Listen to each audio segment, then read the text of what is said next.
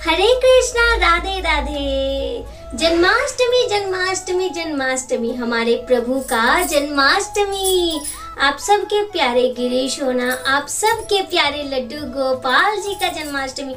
वाह, ये दिन हमारे लिए कितना स्पेशल होता है, क्योंकि हमारे लड्डू गोपाल जी का, हमारे भगवान श्री कृष्ण का जो जन्मदिन है, उस दिन जन्माष्टमी। इसीलिए हम अभी से सज्ज हो रहे हैं कि जन्माष्टमी में दीदी ये करना है, दीदी वो करना है, दीदी कैसे करे, क्या करे, कब है, कुछ भी समझ में नहीं आ रहा है।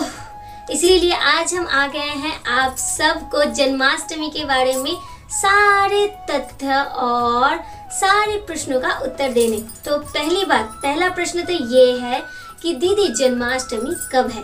तो देखिए, इस साल 2022 को जन्माष्टमी 19 अगस्त शुक्रवार को है।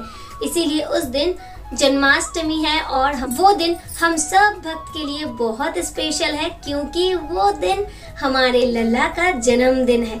आप सबको बताते हैं कि जन्मदिन को पालन कैसे करना है, जन्माष्टमी को पालन कैसे करना है, क्योंकि प्रश्न ढेर सारा है। तो चलिए सारे प्रश्नों का उत्तर देते हैं। पहला प्रश्न ये था कि दीदी जन्माष्टमी कब है, तो वो हमने आपको बता ही दिया, 19 अगस्त को है और शुक्रवार को है। तो उस दिन हम जन्माष्टमी को पालन करेंगे। अब पूरे दिन का रूटीन आपको बताते हैं। पहले सुबह उठते ही खुद तो स्नान श्रृंगार कर लीजिए। उसके बाद जब हम लड्डू गोपाल जी को मंगल आरती के लिए जगाते हैं ना, हमारे गोलू मोलू को, तब जब हम उन्हें सुबह जगाते हैं तो जगाने के बाद उन्हें बहुत ही प्रेम से गोद में ले लीजिए और उन्हें सबसे पहले क्या करें, जन्मदिन का विश करें। जो हम अपने बच्चों को करते हैं, ठीक उसी तरह जन्मदिन का विश करें, उन्हें हैप्पी बर्थडे कहें, उन्हें शुभ जन्मदिन कहे। तो उन्हें जन्मदिन का विश करने के बाद जो हम करते हैं कि नींद से जगाने के बाद उनके मुंह को पोंछ देते हैं, उनका जो नाइट ड्रेस होता है वो चेंज कर देते हैं। उसके बाद उन्हें सुबह का मॉर्निंग जो भी भोग होता है वो थोड़ा बहुत दे देते हैं, ड्राई फ्रूट, दूध जो भी देते हैं वो दे देते हैं। वो जो ऐसा करते हैं वो कर सकते हैं, और जो नहीं करते उनके लिए तो जो आपका नियम है वो आप करें। तो सुबह का ये भोग हो जाता है। उसके बाद दर्शन आरती आता है। तो दर्शन आरती में हम क्या करते हैं, लड्डू गोपाल जी को, वो दिन जन्माष्टमी है, इसीलिए उस दिन को हम लड्डू गोपाल जी को अभिषेक कराएंगे। अभिषेक अवश्य कराना है, इसीलिए उस दिन को हम जन्माष्टमी के दिन लड्डू गोपाल जी को अभिषेक करेंगे। तो अभिषेक पंचामृत से किया जाता है। तो पंचामृत में क्या क्या देते हैं वो भी आपको बता देते हैं। दुग्ध, दही, घी, मधु, गंगा जल। तो दूध, दही, घी, मधु, गंगा जल या फिर शर्करा। तो यहाँ शर्करा की मतलब है दूध, घी, मधु, गंगा जल, और यहाँ चीनी पाउडर या चीनी कुछ भी आप दे सकते हैं, या फिर मीठा जो भी हो आप दे सकते हैं। और पंचामृत में उन्हें स्नान करा सकते हैं। बाकी पंचामृत में तो हम और भी चंदन देते हैं, अगरू देते हैं, गुलाब जल देते हैं। सब कुछ आप देकर लड्डू गोपाल जी को अच्छे से अभिषेक कराकर उन्हें साफ पानी में स्नान करा दीजिए, ताकि उनके शरीर में कोई भी पंचामृत का जो वस्तु है वो ना रहे। तो अच्छे से स्नान कराकर उन्हें पोंछकर उन्हें कोई नया वस्त्र पहना दीजिए। तो जो जन्माष्टमी होता है, जन्माष्टमी के दिन हमें अवश्य 2 ड्रेस खरीदना ही पड़ेगा, क्योंकि जन्माष्टमी के दिन पहले अभिषेक कराने के बाद हम लड्डू गोपाल जी को न्यू ड्रेस पहनाते हैं। फिर संध्या के टाइम अगर हम उनका केक कटिंग करते हैं तो हम और एक ड्रेस पहनाते हैं। तो अगर कोई केक कटिंग नहीं करते हैं तो भी कोई बात नहीं, तो आप एक ड्रेस खरीद सकते हैं। लेकिन अगर आप केक कटिंग कर रहे हैं तो 2 ड्रेस खरीद ही लीजिए, ताकि हम लड्डू गोपाल जी को ऐसा लगे कि नहीं, मेरा जन्मदिन है, मैं पूरा दिन एक ड्रेस में रहा, बाकी पूजा के समय या केक कटिंग के समय मैंने ड्रेस चेंज कर लिए। उसके बाद उन्हें आप नया ड्रेस पहनाकर उनके सिंहासन में बिठा दीजिए और उन्हें कुछ भोग निवेदन कर दीजिए। भोग निवेदन करने के बाद उनके लिए जो भी भोग दोपहर को बनने वाला है, तो उस भोग के लिए आप सज्ज हो जाइए, और ठाकुर जी के लिए जो भी भोग आप उन्हें दोपहर को निवेदन करना चाहते हैं उस भोग के काम में लग जाइए। बाकी को जो भी अच्छा लगे वो भोग आप बना सकते हैं। कभी कभी कोई प्रश्न करता है कि दीदी 56 भोग बना सकते हैं, तो हाँ जी, 56 भोग भी बना सकते हैं, ऐसी कोई प्रॉब्लम नहीं है। आपको जो अच्छा लगे, आपके लल्ला का जन्मदिन है, आपको जो अच्छा लगे आप वैसे लल्ला का जन्मदिन सेलिब्रेट कर सकते हैं। फिर कोई ये भी प्रश्न कर रहे थे कि दीदी क्या जन्माष्टमी के दिन अन्न भोग देना ठीक होगा, क्योंकि उस दिन हम अन्न नहीं खाते हैं। तो देखिए ऐसा भी ये नियम हमारे घर पर भी है कि जन्माष्टमी के दिन हम अन्न नहीं खाते। इसीलिए सच कहूँ तो जन्माष्टमी के दिन गोपू सोना को अन्न का भोग नहीं देते हैं और उन्हें जो भी उनके लिए पूरी सब्जी जो कुछ भी बनता है वो अब हम ठाकुर जी को भोग निवेदन करते हैं। लेकिन हाँ, दूसरे दिन जब नंद उत्सव होता है, नंद महोत्सव होता है जन्माष्टमी के नेक्स्ट वाले दिन, उस दिन हम गोपू सोना को अन्न भोग देते हैं। फिर कोई कोई कहता है कि लड्डू गोपाल जी का जिस दिन जन्म होता है उस दिन तो बच्चे अन्न नहीं खा सकते, इसीलिए उस दिन को हम लड्डू गोपाल जी को अगर नहीं देते हैं अन्न भोग तो कोई प्रॉब्लम नहीं है, लेकिन नेक्स्ट वाले दिन आप अन्न भोग दे सकते हैं। इसीलिए आप जो कुछ भी बनाते हैं वो ठाकुर जी को भोग में निवेदन कर सकते हैं। चाहे आप छप्पन भोग बनाए, चाहे आप अन्न का भोग बनाए, चाहे आप कुछ भी बनाए, वो आप भोग में दे सकते हैं। आप अपने घर के नियम अनुसार ही जन्माष्टमी को पालन करें। ये गया दोपहर का। फिर शाम को किसी किसी के घर में क्या होता है, बर्थडे सेलिब्रेट किया जाता है, मतलब केक कटिंग किया जाता है। जो शायद आप बहुत दिनों से जो भी हमारे वीडियो को बहुत दिनों से देख रहे हैं वो जानते हैं, हमारे घर पे हर साल जन्माष्टमी के दिन गोपू, मुकुंद, गिरिवर और जो भी हमारे कॉलोनी के लड्डू गोपाल जी है सभी हमारे घर पे घूमने आते हैं और एक साथ केक कटिंग किया जाता है। सभी को निमंत्रण किया जाता है। तो ऐसे आप कर सकते हैं, क्योंकि बहुत से भक्त के घर में ऐसा नहीं होता, केक कटिंग का जो नियम है ये नहीं होता। लेकिन हमारे घर में हम गोपू जब से आए हैं तब से ही हम ये नियम पालन कर रहे हैं। इसीलिए संध्या के वक्त हम उनके लिए एक भेज केक बनाते हैं और उसी को कट करते हैं और सभी गोपू को खिलाते हैं, बाकी भक्तों को भी खिलाते हैं। तो आपको एक चीज़ ध्यान रखना है, अगर आप केक कट करना चाहते हैं तो आपको देखना है कि वो केक भेज होना चाहिए, क्योंकि ज़्यादातर केक तो नॉन वेज ही होता है। बस उतना उसमें थोड़ा ख्याल रखना है कि केक भेज होना चाहिए। और अगर हो सके तो खुद ही घर पर बना लीजिए, बहुत ही सिंपल प्रोसेस है। वो आपको यूट्यूब में अवेलेबल भेज केक का जो रेसिपी हो मिल जाएगा, तो वो आप बना सकते हैं और संध्या को केक कट कर सकते हैं, बैलून सजा सकते हैं। बस अपने इच्छा के अनुसार आप कैसे पालन करना चाहते हैं उस इच्छा के अनुसार आप जन्मदिन को पालन कीजिए। जन्मदिन को पालन करने के बाद जब सारा पूजा पाठ कंप्लीट हो जाता है तो आप रात को गोपू सोना के ड्रेस को चेंज कर दीजिए, उनके शरीर को थोड़ा पोंछ दीजिए। पोंछने के बाद एक हल्का सा ड्रेस पहनाकर उन्हें शयन में दे दीजिए। ये बस जन्माष्टमी का कुछ नियम था जो ये पूरा दिन हम नॉर्मल लोग करते हैं। अब देखिए और एक नियम भी पालन किया जाता है जन्माष्टमी के दिन, वो है नाल छेद नियम।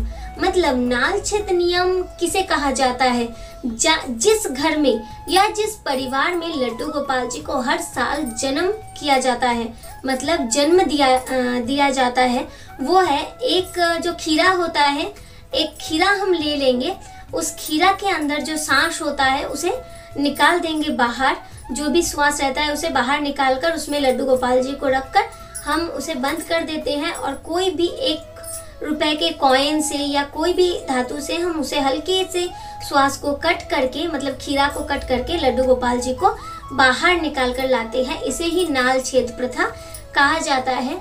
तो ये नाल छेद प्रथा इसलिए किया जाता है कि बच्चे जब अपने माँ के गर्भ में होते हैं ना, तो अपनी माँ के गर्भ को छोड़कर जब वो बाहर आते हैं तो एक नाली होता है जिसे कट किया जाता है और माँ और बच्चे को अलग किया जाता है। तो ठीक उसी तरह हम वो खीरा के अंदर से जब लड्डू गोपाल जी को बाहर लाते हैं तो खीरा को माँ का गर्भ कहा जाता है और लड्डू गोपाल जी तो शिशु है वो बाहर आते हैं। तो ऐसे ही लड्डू गोपाल जी का जन्म कराया जाता है। ये हो गया। अब जन्म कराने के बाद जो कोई इस पूजा को रात्रि के समय करते हैं, तो रात्रि 12 बजे से पहले आप ये सारा नियम पालन कर लीजिए। खीरा से जन्म हो गया, लड्डू गोपाल जी का अभिषेक करा दीजिए, उन्हें अच्छे से पोशाक पहना दीजिए, श्रृंगार करा दीजिए, उनका अच्छे से भोजन जो भी आपने बनाया है वो भोग निवेदन कर दीजिए। उसके बाद सारा पूजा पाठ कंप्लीट करने के बाद आप उन्हें अच्छे से पोंछकर एक पतला कपड़ा पहनकर उन्हें सुला दीजिए। ऐसा नियम भी पालन किया जाता है। तो आप अपने घर के अनुसार ही नियम को पालन करें। अब आपको यहाँ पर और एक बात भी ध्यान रखना है कि पहले साल हम लड्डू गोपाल जी का जन्माष्टमी जैसे पालन कर रहे हैं, हर साल हमें वैसे ही पालन करना है। इसीलिए ध्यान में रखें कि आप कैसे लड्डू गोपाल जी का जन्माष्टमी पालन करना चाहते हैं। ये आपको ध्यान में रखना है और उसी से आपको लड्डू गोपाल जी का पूजा जन्माष्टमी का पालन करना है। ठीक है, तो जिस पहली साल आप जैसे पूजा करेंगे ठीक उसी तरह उसी प्रोसेस में आपको हर साल पूजा करना है। तो इस बात का थोड़ा ध्यान रखें कि आप कैसे पहले साल में कैसे पूजा पाठ कर रहे हैं। अब एक प्रश्न और एक आता है कि दीदी अगर जन्माष्टमी के दिन ही लड्डू गोपाल जी हमारे घर में आते हैं तो क्या हम उस दिन उनका प्राण प्रतिष्ठा करके पूजा कर सकते हैं? तो देखिए, अगर जन्माष्टमी के दिन ही आपके घर लड्डू गोपाल जी आ रहे हैं या जन्माष्टमी से पहले दिन आपके घर में लड्डू गोपाल जी आ रहे हैं तो आप चाहते हैं तो उनका प्राण प्रतिष्ठा कर सकते हैं। वैसे में तो लड्डू गोपाल जी अपने भक्त की गोद में आते ही उनके अंदर प्राण आ जाता है। अगर हम लड्डू गोपाल जी का प्राण प्रतिष्ठा ना करते हैं तो भी चलता है, लेकिन कई भक्त चाहते हैं कि नहीं हम लड्डू गोपाल जी का प्राण प्रतिष्ठा करेंगे, तो आप कर सकते हैं। हर एक वस्तु में लड्डू गोपाल जी को 1-1 घंटा करके रखने के बाद उनका अभिषेक करें, पूजा करें, उनका स्थापना करें। तो कौन से वस्तु में आप 5 वस्तु में ठाकुर जी को रख सकते हैं। तो पहले जब लड्डू गोपाल जी आपके घर आए, वो नए हैं, उन्हें पैकेट से निकाल दीजिए, उनके आंखों पर एक पट्टी बांध दीजिए और पहले चावल, सब्जी, फल, फूल और चीनी, इन 5 वस्तु के अंदर लड्डू गोपाल जी को 1-1 घंटा आपको रखना है और बाद में उन्हें उन सारे वस्तु से निकालकर अभिषेक करना है और उनका पूजा पाठ स्थापन करना है। और एक प्रोसेस में भी लड्डू गोपाल जी का प्राण प्रतिष्ठा किया जाता है, वो है कि आप जन्माष्टमी के 5 दिन पहले लड्डू गोपाल जी को लेकर आइए या फिर जन्माष्टमी के 4 दिन पहले आप लड्डू गोपाल जी को लेकर आए। तो वहां पर भी आप 1-1 दिन लड्डू गोपाल जी को 1-1 वस्तु में रखें, जैसे कि चावल, सब्जी, फल, फूल और चीनी। इस 5 वस्तु में 5 दिन तक आप लड्डू गोपाल जी को रख दीजिए। बाकी लास्ट दिन आप ठाकुर जी को उन सारे वस्तु से बाहर निकालकर उनका अभिषेक करें, प्रतिष्ठा करें, जन्माष्टमी पालन करें। तो देखिए, ऐसे आप ठाकुर जी को घर पे लाकर उनका प्राण प्रतिष्ठा करके उसी दिन पूजा पाठ कर सकते हैं। वो आप 1 दिन में भी कर सकते हैं, फिर 5 दिन में भी कर सकते हैं। ये आपके ऊपर डिपेंड करता है कि आपको कैसे उनका पूजा पाठ सेवा करना है, क्योंकि ठाकुर जी तो है ही भाव के भूखे, वो तो बस हमारे भाव को ही देखते हैं और ठाकुर जी को हम कुछ दे पाए ऐसी क्षमता तो हमारे पास बिल्कुल भी नहीं है, क्योंकि हम बहुत ही क्षुद्र मनुष्य हैं। मनुष्य कभी भी ठाकुर जी को कुछ नहीं दे सकता, क्योंकि जो भी हमारे पास है वो हमें ठाकुर जी ने ही दिया है। तो बस हमारे पास जो एक वस्तु है वो है हमारा प्रेम, हमारा भाव, हमारा भक्ति। बस ये 3 चीज ही हमारे पास है ठाकुर जी को देने के लिए। बस ये दे दीजिए, उसी में ठाकुर जी प्रसन्न हो जाते हैं। बाकी आप जितना कर सके उतना उनका सेवा पूजा पाठ करें। आशा है जन्माष्टमी से जुड़ी हर कोई प्रश्न का उत्तर हम आपको दे पाए हैं, लेकिन फिर भी अगर जन्माष्टमी से जुड़ी अगर कोई भी प्रश्न आपके मन में हो तो प्लीज़ हमें कमेंट में बताइएगा। हम ज़रूर कोशिश करेंगे आपके प्रश्नों का उत्तर देने का। मिलते हैं नेक्स्ट वीडियो में। बहुत ही प्रेम से और आनंद से पालन करें जन्माष्टमी का महा उत्सव। वैसे जन्माष्टमी आ रहा है, इसीलिए हमारे जीवन का एक बहुत बड़ा दिन है। ये दिन हमें बहुत अच्छे से सेलिब्रेट करना है, इसीलिए सभी को अग्रिम जन्माष्टमी की ढेर सारी शुभकामनाएं। बहुत ही प्रेम से आनंद से पालन करें अपने लड्डू गोपाल जी का जन्माष्टमी महोत्सव। और अगर दिल में कोई भी प्रश्न रहे तो प्लीज़ कमेंट में हमें बताना। और हाँ, और एक रिक्वेस्ट भी है आप सबसे, कैसे आपने जन्माष्टमी पालन किया वो वीडियो हमें ज़रूर भेजना, ठीक है। और डिस्क्रिप्शन बॉक्स में हमारे फेसबुक पेज का लिंक दिया हुआ है। फेसबुक पेज के मैसेंजर में जाकर आप हमें वीडियो दे सकते हैं, फिर इंस्टाग्राम में भी दे सकते हैं, फिर आप अगर चाहते हैं तो व्हाट्सएप नंबर ले सकते हैं, वहाँ से भी दे सकते हैं। आप कोई भी प्रोसेस में हमें वीडियो भेज सकते हैं, लेकिन हाँ बस एक ही रिक्वेस्ट है, हमारे फेसबुक पेज को अवश्य फॉलो करें और हमें और भी आगे बढ़ने के लिए सहायता करें। तो चलिए, हम सब आशा में रहेंगे कि आपने कैसे जन्माष्टमी पालन किया, और आप सब का जो वीडियो होगा वो हम ज़रूर आप सबको दिखाएंगे, क्योंकि जो आप वीडियो भेजने वाले हैं वो हम आपको ज़रूर अपने चैनल में दिखाएंगे। सारे लड्डू गोपाल जी का जो भी जन्मदिन आपने पालन किया, तो थोड़ा बहुत वीडियो हमें ज़रूर भेजिएगा और उस वीडियो को हम ज़रूर अपने चैनल में दिखाएंगे। तो मिलते हैं नेक्स्ट वीडियो में। Hare Krishna, Radhe Radhe, thank you for watching, Hari बोल।